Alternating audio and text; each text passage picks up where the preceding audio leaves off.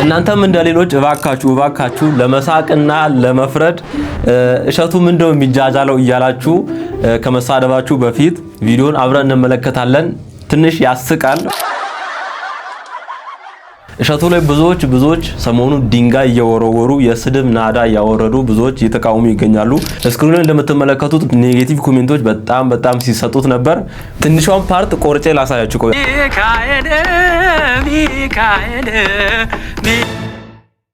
ምንድነው መዝሙሩ ላይ የሚያላግጠው እያሉ ነው። እኔም አነሳላችሁ ሐሳብ አለ። እናንተም ቪዲዮን ተመልክታችሁ ሐሳባችሁን ታስቀምጣላችሁ። ሌላኛው የምንመለከተው አንድ አነጋጋሪ ቪዲዮ አንድ መነኩሴ ይሁን ዱርዬ የከተማ ወንበዴ መጥቶ ማይሆኑ ነገሮችን እየተናገረ ነው። እኔ በደንብ ነው የምኖረው፣ በደንብ ኦሪጂናል ኖሮ በርገሬን እየበላው ቁርጤን እየበላው ክትፎን እየበላው አሁን ሰዓታት ቆም የሚለኝና ሰሙቷን ፍታ የሚለኝና ሌሎችም እንደተለመደው ድንቅ የሆኑ ቪዲዮዎች አሉ። የሰማችሁት ሌላው አሰሙ። ይሄንንም ሌሎች ሰዎች እንዲደርሳቸው ሰብስክራይብ አድርጉት፣ ሼር አድርጉት፣ አዳርሱት፣ ተመራችሁ ሌላው አድርሱት።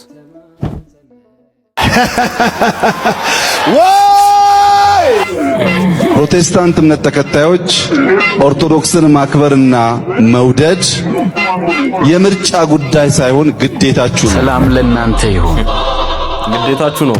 ቤተ ክርስቲያኒቷን መድፈር ግን አደጋ ነው። ለሃይማኖቱ የማይሞት አዎ፣ ከዚህ ቀደም ብዙዎች ሞተዋል። ነገም ብዙ ነው፣ ትናንትም ብዙ ነው። ተከባብረን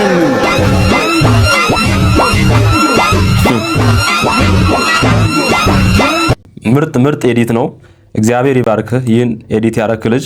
ዛሬ የምንናገረው አፋችንን ሞልተን ደረታችንን ነፍተን የምንመሰክርላት እንከን የለሽ ከውስጥም ከውጭም ውብ ድንግል ማርያም ናት። መብርሃን ድንግል ማርያም ሁለመናዋ ድንግል ነው።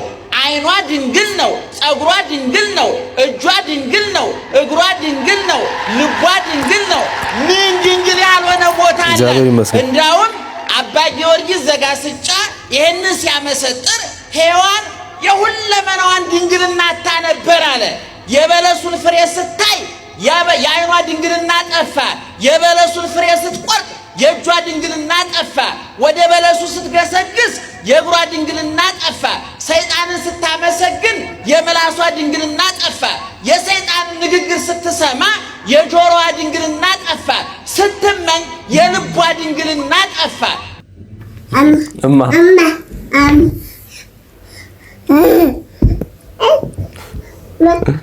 ደስ አትልም?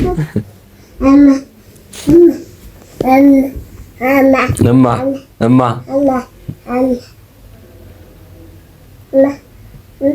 አፌ ላይ ጣፈጠኝ ስምሽ አደራርቦ ማርያም ልበል። ፍቅሯ ይብዛልን ማርያም ፍቅሯ ይብዛልን። ከማር ከወለላ የጣፈጠ ስሟን ሁላችሁም ኮሜንት ላይ ጻፉ፣ ተሳተፉ። መቼ ነው ነጠላችሁን ለብሳችሁ ኢየሱስ የምትሉት? ኢየሱስ የዘወትር ስብከታችን፣ የአንደበታችን ጣዕም፣ የልባችን ረፍት ነው። ለዘላለም ያረፍነው በቤተ መቅደሱ ተንበርክከን ስንናፍቀው የምንኖረው ጌታ ኢየሱስ ክርስቶስን ነው። ሌላ ምን ህይወት አለንና ርዕስ እንቀይራለን? ሌላ ምን ህይወት አለንና ርዕስ እንለውጣለን? የዘላለም የቤተ ክርስቲያን ርዕሷ ኢየሱስ ክርስቶስ ነው። ሁሌም ርዕሳችን ኢየሱስ ክርስቶስ ነው። መድኃኔዓለም ክብርና ምስጋና ይድረስ። አንዳንዴ ሴቶች ከወንድ ጋር፣ ወንዶች ከሴቶች ጋር ጓደኛ ሊሆኑ ይችላሉ። ምንድናችሁ ሲባሉ አይ እንዲሁ ጓደኞች ነን የሚሉ ግን ዲፋይንድ ያልሆነ ጓደኝነት አለ። አሁን እንደው እጮኛ ብትሆኑ ከዚህ በላይ ምን ታረጋላችሁ የሚያስብሉ ማለት ነው። ሙሉ አብረው የሚያመሹ በቃ እና እነሱም የማይታወቃቸው ማለት ነው። እየሰማችሁ ለራሳቸው ራሱ ዲፋይኒንግ ዘ ሪሌሽንሺፕ የሚባል ኮንሰፕት አለ። ምንድነን ብሎ ራሱ መነጋገር ያስፈልጋል ቁጭ ብሎ እና ምንም ቦርደሩ ሳይታወቅ ከመጠን ያለፈ ብዙ ሰዓት አብሮ ማሳለፍ፣ ብዙ ሰዓት አብሮ ማውራት፣ ከመጠን በላይ አካላዊ ፊዚካል በጣም መቀራረብ ግን አይ ወንድምና እህት ነን ወንድሜ ነው ልክ ነው ወንድም ነው ግን ወንድ ነው አይደለም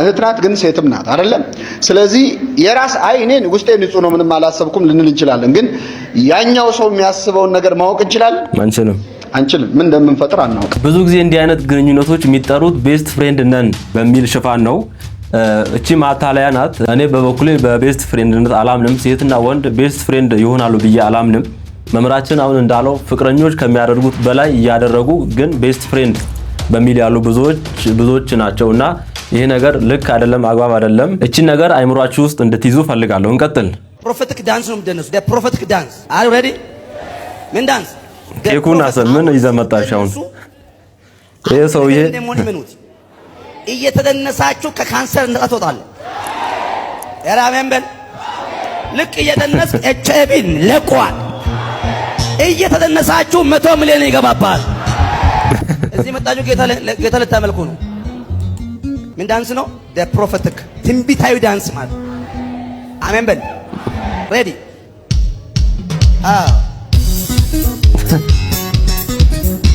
አይ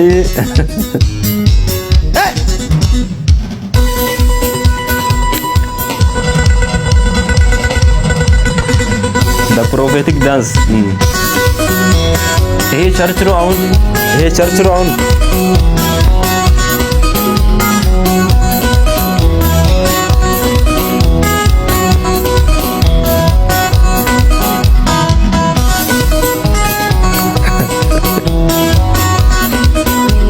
አረግዚኦ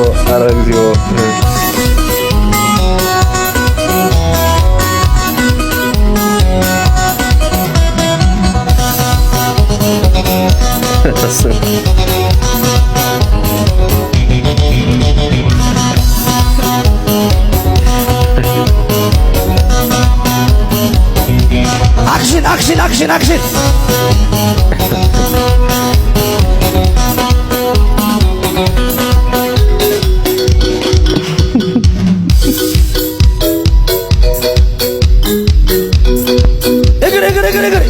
hey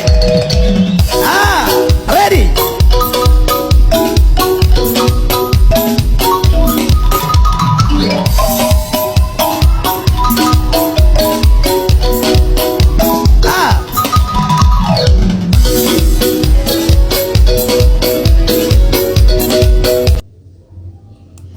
ከዚህ ይወጡና አሁን ኦርቶዶክስ ላይ አፋቸውን ያላቀቃሉ በስማ ይሄ ቤተ እምነት ነው ቸርች ነው ቤተ ክርስቲያን ነው እሺ ምንድነው ክለብ እንደዚህ ይጨፈራል አረጋጌታ ሆይ እግዚአብሔር ከዚህ ጨለማ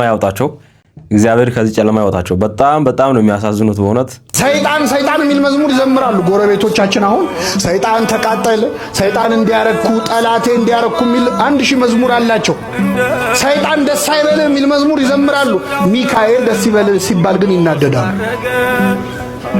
ሰይጣን ከኔ ዞር በል የሚል መዝሙር አላቸው ናና ሚካኤል ናና ብሎ መዘመር ይሻላል አሁን ከሰይጣን ጋር ምን አሯሯጠን ለሰይጣን አንደበት የለንም ሚካኤል ያድናል ሲባል እግዚአብሔር አያድንም ማለት አድርገው ነው የሚሰሙት አንዱን ካላጠፉ ሌላውን ማብራት የሚቻል አይመስላችሁ ሰዎች ለሚካኤል ሲሆን የሚያነሱትን ጥያቄ ለሰይጣን ሲሆን ያነሱ ከኔ ጋር ናችሁ ለምሳሌ እዚህ ሰፈር ያለን ሰው ኃጢያት እንዲሰራ የሚፈታተነው ማን ነው ሌላ ሰፈር ያለውንስ ሰይጣን ነው አይደል ሌላ ሀገር ያለውንስ ሰይጣን በሁሉ የሞላ ነው አይደለም ግን ሰዎች ያም ሰይጣን ተፈተነኝ ይሄም ሰይጣን ፈተነኝ ሲባል እንዴ ሰይጣን በሁሉ የሞላ ነው እንዴ አይሉም ሚካኤል ረዳይ ስትሉ ግን ደማቸው ይፈላል ለሰይጣን የማይጠይቁት ጥያቄ እንደ ለሚካኤል ይጠይቃሉ በጣም ያሳዝናል አንዳንዴ ሰዎች ካጋንንት ጋር ፍቅር ያላቸው ይመስላል ተመልከቱ እኔ እንደበደብ ነው የምኖረው በደንብ ኦሪጂናል ኖሮ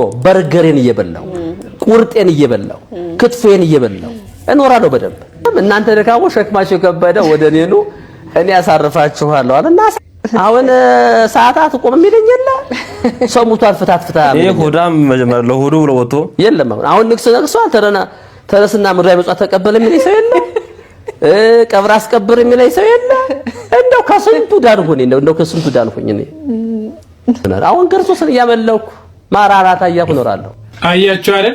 ከኢትዮጵያ ኦርቶዶክስ ተዋሕዶ ቤተክርስቲያን ለምን እንደሚወጡ ጾም ታክቷቸው ጸሎት ታክቷቸው ነው ከኢትዮጵያ ኦርቶዶክስ ተዋሕዶ ቤተክርስቲያን የሚወጡት። የኢትዮጵያ ኦርቶዶክስ ተዋሕዶ ቤተክርስቲያን ለስጋ የምታደላ አይደለችም፣ ምድራዊ አይደለችም። እነዚህ ሰዎች ግን ምን ወዴት እንደሚሄዱ ስጋዊ ፍላጎታቸውን ለማርካት ስጋዊ ፍላጎታቸውን ለመሙላት እንግዲህ እንደሰማችሁት እበላለሁ ጠጣለሁ እንደ ልብ ሸክማችሁ የከበደ ወደ እኔ ኑ አሳርፋችኋለሁ ብሏል። እና ክርስቶስ ሸክማችሁ የከበደ ወደ እኔ ኑ ያለው ምንድነው? አንተ ብላ አንተ ጠጣ አንተ እንደፈለግኩን ለማለት ነው። መጽሐፍ ቅዱሱን እንኳን እንዴት እንደሚተረጎም አያውቁትም ማለት ነው። እንስሶች ናቸው እነዚህ። እንስሳ እንኳን ይጾማል። ጸሎት አላደርግም እንግዲህ ሰዓታት ጸሎት ነው እኮ እግዚአብሔርን ማመስገን ምስጋና ነው። ጸሎት አላደርግም የሚሉ በርገሬን ስጋዬን እንደፈለኩ እበላለሁ የሚሉ ጾም ታክቷቸው ለነፍሳቸው ከመኖር ይልቅ ለስጋቸው ለመኖር ፈልገው ነው ከኢትዮጵያ ኦርቶዶክስ ተዋሕዶ ቤተክርስቲያን የሚወጡት። እውነት ነው ኢትዮጵያ ኦርቶዶክስ ተዋሕዶ ቤተክርስቲያን ለስጋ አትመችም፣ ለስጋ በፍጹም አትመችም። ለስጋ ማታደላም የምታደላው ለነፍስ ነው። ምክንያቱም እኛ ዘላለማዊ ሕይወት ያለን በሰማይ በእግዚአብሔር እጅ የተሰራ ሕንጻ አለን። በዛ ሕንጻ ውስጥ ለመኖር ነው እንጂ በዚህ ምድር ለዘላለም ልንኖርበት በዚህ ስጋ አልመጣንም። ይህ ስጋችን ፈራሽ ነው። ይህ ስጋችን ባሽ ነው። ይህንን ስጋችን ሐዋርያው ቅዱስ ጳውሎስ በድንኳን ይመስለዋል። ድንኳን የሆነ ኢቨንት ተደርጎ ያ ኢቨንት ሲያልቅ ድንኳኑ እንደሚፈርስ እኛም በምድር ያለን ህይወት ይፈርሳል፣ ያልቃል። ስንሞት ይፈርሳል። እግረ መንገዳችንን ነው እየኖርን ያለነው። በሰማይ ዘላለማዊ ቤት አለን በደስታ የምንኖርበት። ያን በደስታ ለመኖር ደግሞ ስጋችን እዚህ በምቾት ኖሮ አይደለም። ስለዚህ ሰዎች ከኛ ቤት የሚወጡት ለስጋዊ ምቾትና ምቾት ብቻ ነው፣ ለሌላ ነገር አይደለም። ስጋዊ ምቾት ፍለጋ ለስጋ ደግሞ የኛ ቤተክርስቲያን አትመችም። እንግዲህ ምን እናድርግ? በዚህ ምክንያት እንደሚወጡ እወቁ ለማለት ነው። በደንብ ኮፒ ሊንክና ሼር አድርጉት። እግዚአብሔር ይስጥልን። እኔ እዚህ ላይ ምንም አልጨምርም። በእውነት እግዚአብሔር ይስጥልን። ሰሎሞን ነጋሽ። ሁለተኛው ደግሞ አሁን አንድ የሚጠየቅ ጥያቄ አለ። እናንተ ማን ሆናችሁና ነው የበቁ አባቶችን የምትተቹ የሚባል ሐሳብ አለ። ቅዱስ ዮሐንስ አፈወርቅ ስለዚህ ጉዳይ ሲናገር በኃጢአት ከሆነ እኔ ራሴ የኃጢአት ክምር አለብኝ፣ ግን ሐሰተኞችን ለመቃወም ጻድቅ መሆን አይጠበቅብኝም ነው የሚለው። ሐሰተኞችን ለመቃወም የእግዚአብሔር ሕግ በቂ ነው። የእግዚአብሔር ሕግ በቂ ነው። እና ምንድነው የሚሉት አሁን ተከታዮቻቸው ሁሉ አባዬ እኮ ጸልየው ነው የተገለጠላቸው፣ መምህር ገሌ እኮ እንዲህ ናቸው፣ አንተም ጸልይና ይገለጥልህ፣ ሐሰተኛ መሆናቸውን ራሱ ሱባኤ ግባ እናየው ምናምን ይላሉ ማለት ነው። ሕግ በቅተው ያስተማሩን የአባቶቻችን ትምህርት በሐዋርያዊ ትውፊት እናታችን ቅድስት ቤተክርስቲያን በብሉይ በሐዲስ ጉባኤ ቤቶች የምታስተምረው ትምህርት የሕግ መለኪያ ነው። ምዕመናን ሐሰቱ እንዲያውም ከቅዱስ ዮሐንስ አፈወርቅ በላይ ለቤተክርስቲያን አባት አለ። ዮሐንስ አፈወርቅ ያለካው ሰው ማን ሊለካው ይችላል? ማንም አይለካውም። አንዳንድ ጊዜ የሚሰማ ድባቴ ስሜቶች ከዛ በኋላ ለሚሰሩ ስራዎች ጉልበት ሊሆኑ ይችላሉ። በነገራችን ላይ ይህንን ያለ ምክንያት አይደለም ያልነው። ብዙዎቻችሁ የምታውቁት ፊዮዶር ዶስቶቭስኪ የሚባል በልቦለድ ጸሐፊነቱ የሚታወቅ በጣም ታላቅ ሰው አለና ይህ ሰው የሩሲያ ኦርቶዶክስ እምነት ተከታይ ነው። እርሱ በነበረበት ጊዜ ብዙ የሚያሙት ነገሮች ነበሩ። ከነዚያ መካከል አንደኛው ኤፒሌፕሲ ነበረበት ወይም የሚጥል በሽታ ነበረበት እና በዚህ በጣም ይሰቃይ ነበረ። እሱ መሰቃየቱ ብቻ አይደለም፣ የወለደው ደግሞ ልጅ በ3 ዓመቱ በኤፒሌፕሲ ህመም ሞቷል። እና በኤፒሌፕሲ ህመም ሲሞት በጣም አዘነ።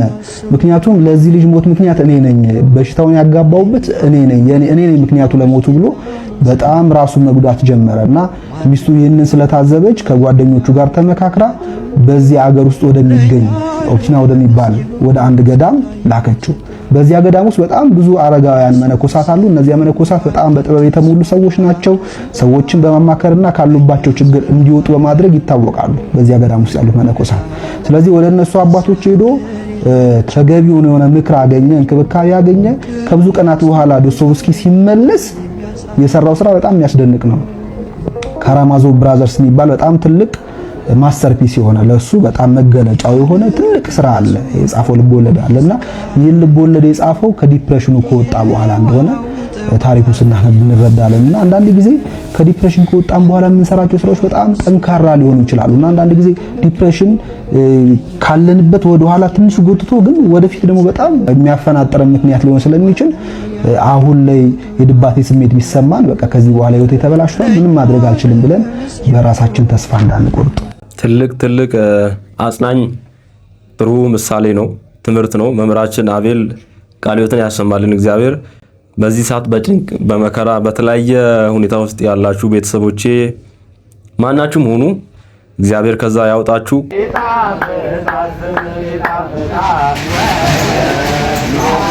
መንሱር ጀማል እየቀለለ ነው እንግዲህ። ይህንን ቪዲዮ ሳይ ትንሽ ደስ ያላለኝ ነገር አለ። እኔም በነገራችን ላይ ደስ ያላለኝ ነገር አለ። ብዙዎች ደግሞ ወስዶ እየሳቁ እየተሳለቁ እየተገረሙ እየታዘቡ ሰርቷል። በእነዚህ ካህናቶችና ይሄን መጠጥ እየጠጡ ባሉ ሰዎች የምትነቀፈው ማነች? ግልጽ ነው አይደል? ቤተክርስቲያን። እኔ ግን እላችኋለሁ ቤተክርስቲያናችን ጠጡ ስከሩ የሚል ትምህርት የላትም። በትልቁን ስካር እንደውም ይከለከላል። ኃጢአትም ነው በደልም ነው። በነገራችን ላይ ስካር መጠጣት ግን በደልም የሆነበት ጽድቅም የሆነበት ጽሑፍ የለም በነገራችን ላይ። እና እንዲህ ቤተክርስቲያናችንን ገጽታ ይሄ ነው ብላችሁ ለመስራት የሞከራችሁ ሰዎች ተሳስታችኋል። እነዚህ ሰዎች መጠጣታቸውን የደገፍኩኝ አይደለም። አንደኛኛ ያለነው በጾመ ነቢያት ጊዜ ነውና እንደውም መጠጣት አሁን በዚህ ሰዓት አይፈቀድልንም። ክልክል። ለምን እንወሻሻለን? ክልክል ነው። ነገር ግን ደግሞ ቤተክርስቲያናችን አስተምራ ፈቅዳላችሁ የሆነ አይደለም። ደግሞ ጠጥቶ እየሰከሩ ለመዘመር መሞከርም ራሱ ሌላ በደል። እናንተም ደግሞ ልታሟሟቁ ቤተክርስቲያን ልትሰድቡበት ያሰባችሁ ሰዎች ተሳስታችኋል። በቃ ይሄ ገጽታችን አይደለም። የአምስትና የስድስት ሰዎች ስህተት ነው። የሰዎችና የሆነ ሰዎች ቡድን ስህተታቸው የኛ ቤተክርስቲያን ስህተት አድርጎ መሳል ራሱን የቻለ ስህተት ነው። ራሱን የቻለ ስህተት ነው። ገጽታዋ ይሄ አይደል። በተጨማሪም ደግሞ ምንድነው ማለት የምፈልገው እዚህ ላይ እነዚህ ሰዎች ሲጠጡ አብራቸው እየጠጣ ቁጭ ብለ ቪዲዮ አድርገ ቲክቶክ ላይ የምትለቁ ወንድሜ ምን ልትጠቀም ነው? ናውራችሁን እንኳን አትደብቁም እንዴ? ናውራችሁን ደብቁልን፣ እኛን አታሰድቡን በእውነት። ምክንያቱም በጾም ወቅት እንዳልኳችሁ መጠጣት ፍጹም አይቻልም በእኛ ሃይማኖት፣ ኦርቶዶክስ ተዋሕዶ ሃይማኖት። ናውራችሁን ጠብቁ። ወይ 1000 ወይ 2000 እይታ ብታገኝበት ምን ይሰራል? እይታ ምን አለበት? ቤተክርስቲያንን ይጎዳል ወይ? እነዛ ሰዎች ማጋለጡ እንኳን ብትፈልግ እዛው ነው። መጠጣት አትችሉም ብለ መናገር አለብህ እንጂ ወደ ቪዲዮ አምጥተህ ስትቀርብ ይሄ ለጠላት ቤተክርስቲያን ማጋለጥ ነው የሚሆነው። በክፋት የተሞሉ ብዙ ሰዎች አሉ እኮ እኛው ውስጥ በክፋት የተሞሉ ብዙ ሰዎች አሉ። እና በእውነት እዛው መንገር እየቻለ ቀርጾ ይለቃል። ልክ አይደሉም ካልክ እዛው ለምን አትነግርም? መቼም እዛው ቤተሰብ ትሆናለህ። ይሄን ቪዲዮ ቀርጻ ይለቀቀው እዛው ራስህ አጠጥተህ ከዛ ቀርጻ ደግሞ መልቀቅ እግዚአብሔር የሥራን ይስጥ። አንዳንዴ እኮ ዝም ማለት እኮ በጣም ጥሩ ነው። ማያስከብራል። በነገር ሬሳ የሚፈራው ዝም ስለሚል ነው ይባላል። ስለማይናገር ምላስ አጥንት የለውም ግን አጥንት ይሰብራል ይባላል። ሰዎች በቃላት ይሰበራሉ። የማይረሱት ንግግር ነው። በጋብቻም ጥሩ ተናግሮ ሴቷን ማሳመን የቻለ ሰው ነው ወደ ጋብቻ መግባት የሚችል። ለህፃናት ለምን ደግሞ ሲሆን በልጅነት የተነገራቸውን ቃል ይዘው ትልቅ ደረጃ ይደርሳሉ። ስሜታዊ በሆነ ሰዓት መናገር የለብንም። በተናደድን ሰዓትም በተደሰትንም ሰዓት ሰው በተደሰተ ሰዓት የሚገባውን ቃል አይፈጽምም። መጥፎ ንግግር ሲናገሩን እኛ በምንመልሰው ጥሩ ምላሽ ያንን መጥፎ ነገር ማጥፋት ይቻላል። ለምሳሌ ሚስትህ ተናዳ ድንገት ተነስታ የቤት ዕቃ ሰብስባ ልወጣልህ ነው ካለች ውጪልኝ ገላገለኝ እንዳትላት። ባይሆን የቀረሽ ዕቃ አለ በላት። ምንድነው ካለች የሆነ ቦታ ሰዎች ተገደሉ የሆነ ቦታ እንዲሞቱ ሲባል እንዴት ሰው በሰው ላይ ጨክና እንላለን። ግን ቃላት ራሳቸው ከመግደል አይተናነሱ። እዚህ ጋር የቆሰቆስከው ሰዓት እዛ ጋር የሚነዳው ምንድነው? አንዳንዴ ስሜት የሚነኩ ነገሮች ይከሰታሉ ሀገራችን። የመጨረሻ ቃላት በዓለማችን ብዙ አሉ የማይረሱ ለትውልድ የሚቀሩ አንቆጥረውም እንጂ እኮ እድሜያችን የተወሰነ አይደል? አሁን ደግሞ የአምላካችን እናትን ስም እናጠናለን። እሺ ማር ማለት በምድር ጣፍቶ የሚበላ ያም ደግሞ በሰማይ የሚጥም ወለላ ማርያም መንግሥተ ሰማያት መርታ ምታገባ ሉክ መንግስተ ሰማያት መርጣ ምታገባ መርጣ እኔ የምልህ አደናቅፎ እንዳይጥል ምንድነው እንዲምቸኩሉ በሰላም ነው አዳምጦ ቢያንስ አዳምጦ እንጂ መርታ የሚለውን መርጣ ብለህ እንዴ ኧረ እግዚኦ መናፍቃን እኮ ጆሮውን መጀመሪያ አሰራው ቪዲዮ ከመስራት በፊት እና ደግሞ በደንብ አዳምጥ ከዛ ኤዲት ስታረግ እንኳን ቢያንስ አትሰማውም እንደ ቪዲዮ መርታ ታገባናለች እንደናንተ መቼም እኛ እንግዲህ እሷን ክደን ንቀን አንኖር ስለዚህ ወደ መንግስተ ሰማያት ትመራናለች በእርግጠኝነት እንጂ መርጣ የሚል ነገር ኧረ በስመ አብ ችኮላ እኮ አንተ ጥርስ እንዳይረግፍ ለሌላ ቀን ቪዲዮ ስቀርጽ እንቅፋት እንዳይመታ ተጠንቀቅ መኪናውን ይገጫል ተጠንቀቃ ብራዘር ኧረ ችኮላ ሌሎቹንም ነገሮች እኮ እንዲህ እየቸኮሉ ነው ሊረዱ ነው ያልቻሉት እስካሁን ድረስ ብነግራቸው ሊሰሙ ያልቻሉት ለዚህ ነው ምንም ከቀልባቸው ጋር አይደሉም እግዚአብሔር ወደ ቀልባችሁ ይመልሳችሁ እስቲ ውድ ቤተሰቦች ርዕስ አድርጋ የተነሳነው ሰሞኑን ብዙዎች ሲቀባበሉትና እሺን ሲተቹት የነበረ አንድ ቪዲዮ አለ እሱ ቻናል ላይም ኮሜንት ገብታችሁ ማየት ትችላላችሁ ኮሜንት ሴክሽኑ በአጠቃላይ ኔጌቲቭ ኮሜንት ነው በራሱ ቻናል አሁን እዚሁ ቲክቶክ ላይ ገብታችሁ ዶንኪ ቲዩብ ብላችሁ እሱ የለቀቀው ማየት ትችላላችሁ ኮሜንት ላይ እና ያንን አይቼ ነው ሌሎች ቦታዎች ላይም እንደዚሁ ኔጌቲቭ ኮሜንቶችን አይቻለሁ ብዙዎች ሲቃወሙ ነበር አሁን እንዳያችሁት ደግሞ አንዱ መናፍቅን ቪዲዮ ሰርተው ነበር ለማንኛውም ቪዲዮውን አብረን እንመልከትና አንዳንድ ነጥቦችን እኔ ማነሳላችሁ አለ ደግሞ መላእክት ስም አንድ ላይ እንዘምረዋለን እሺ ልጆች ሚካኤል ሚካኤል ሚካኤል ሚካኤል ሚካኤል ሚካኤል ገብርኤል ገብርኤል ገብርኤል ገብርኤል ገብርኤል ገብርኤል ሩፋኤል ሩፋኤል ሩፋኤል ሩፋኤል ሩፋኤል ሩፋኤል ኡራኤል ኡራኤል በሉ እንጂ ኡራኤል ኡራኤል ኡራኤል ኡራኤል ሱሪያል ሱሪያል ሱሪያል ሱሪያል ሱሪያል ሱሪያል ሊቀ መላእክት ሊቀ መላእክት ሊቀ መላእክት ሱሪያል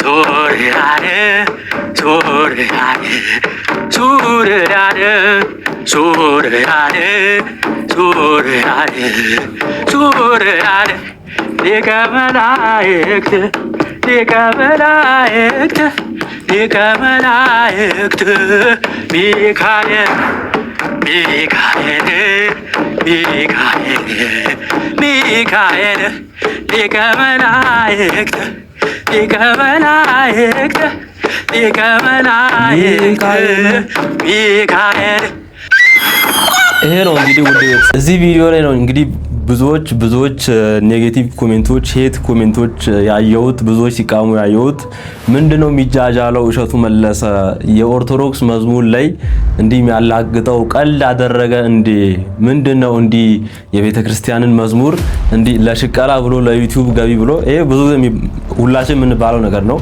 እንዲህ መዝሙር ለሚያላግጠው የሚሉ ሐሳቦች እየተነሱ ነውና እንደ 1 2 3 ነጥቦችን አነሳለሁ እናንተ ተጨምሩበታላችሁ የመጀመሪያው ነገር ይህ ነገር ቀልድ የመሰለው ለኛ ነው ለትላልቅ ሰዎች አሁን እሺ ይሄን ሲዘምር ስናይ ቀልድ ይመስላል እሺ ይህንን ቪዲዮ እየሰራ ያለው ታርጌት ኦዲየንሱ ህፃናት ናቸው የህፃናት ፕሮግራም ነው ለህፃናት ነው ቪዲዮ የተሰራውና እሱ አይምሮ ላይ ያለው የሱ ታርጌት ኦዲየንስ ነው እኔ አሁን ይሄን ቪዲዮ ሰራላችሁ እናንተን እያሰብኩ ነው መሰረው ትላልቅ ሰዎች ነን ለእናንተ ነው መሰረው እንጂ ለህፃናት አይደለም ይሄ ቪዲዮ እና እናንተን እያሰብኩ ለእናንተ በሚመጥን መልኩ ነው ማወራው ለእናንተ በሚገባችሁ መልኩ ነው ማወራው እና ይህ ቪዲዮ የተሰራው ለህፃናት ስለሆነ እሺ እየቀለደ መሰለን እንጂ በዚህ በኩል ምንም አይነት ስህተት አላገኘውበትም ሁለተኛው ነገር እሺ መዝሙሩ ላይ አላገጠ ቀለደ ለሚሉ ሰዎች እነዚህ ሰዎች ቤተክርስቲያን ያልተማሩ ሰንበት ትምህርት ቤት ያላደጉ ሰዎች ናቸው ብዬ በድፍረት ለመናገር እችላለሁ ማለት ሰንበት ትምህርት ቤት ስንማር ሚስጥረ ስላሴን ስላሴ